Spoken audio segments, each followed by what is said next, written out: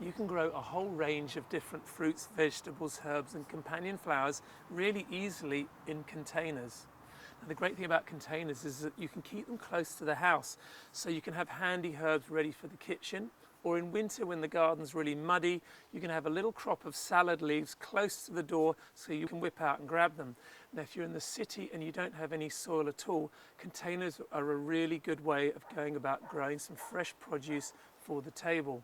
You can grow in a whole range of different types of containers as well. Things like this old plastic tub, even an old bucket will work.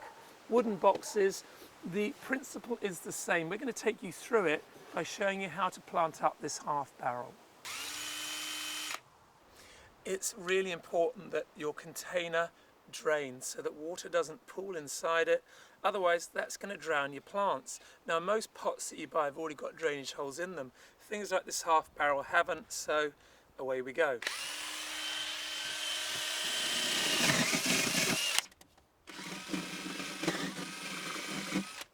So that's around about enough holes. Water's going to drain through these easily. If you're putting your containers on a timber deck, you want to make sure that you put some little supports underneath here to raise the bottom of your container off the deck. Otherwise what can happen is water can pool underneath here and rot the timber. If you're putting it on a stone terrace, same story, the water can sit there and pool and it can actually stain. So just remember that, raise your containers up. Next thing we need to do is fill this container up with some good compost. Now it used to be said that you had to put like a 2-inch layer of broken shell or large pebbles in the bottom of your container before you put your compost in to make sure that it would drain. Well, research has now shown that you don't need to bother with that at all. Put your compost in and the water will run through. Now I'm going to fill this barrel with a really good meaty general purpose compost, so they're going to like this, but this is pretty hefty stuff, so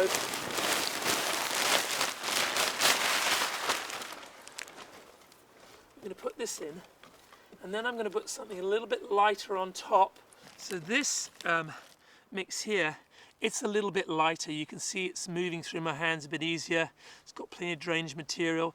It's a bit finer, so those young roots are going to get stuck into this nice and easy.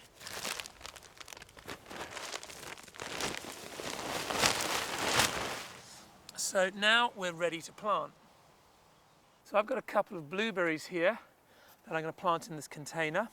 Now I've soaked these in water so the root balls have got plenty of liquid in them, so they're not going to go into shock when they jump out of these pots into this tub.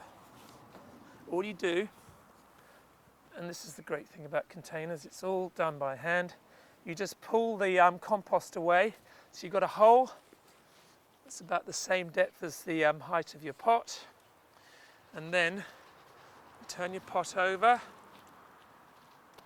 little tap, out comes your plant. Just loosen the roots around the outside of the root ball and then make sure that compost level meets the level of compost in your container. There's one.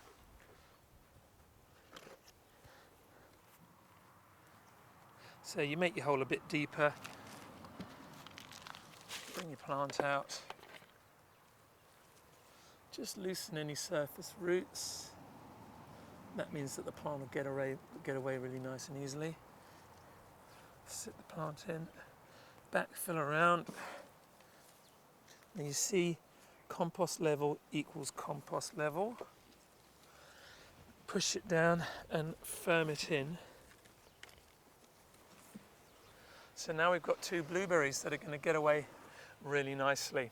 There are other things, of course, that you can plant in containers too. Things like a little tomato plant. This is a Baxter's early cherry, really, really good for containers. Now, same principle, slightly smaller hole. And growing tomatoes in containers is really handy, especially when it comes to giving them full sun and protection. You can put them where they can be looked after. You can plant anything like this, little seedling lettuce. Same story. You can have a whole garden in a container if you want to. The most important thing though is to remember that containers do dry out and they don't have as many nutrients available in them as garden soil. So you need to feed the plants in your containers. I'm going to use liquid feed for these crops, but really anything like liquid seaweed, liquid worm juice, you could mulch with manure or compost, but make sure you keep your containers well watered, well fed and well mulched. You can also sow a whole load of different seeds straight into containers as well. All you need to do from here is put about a thumb's length layer of seed raising mix through here, and you can sow your carrots, your coriander, your parsley, the list goes on.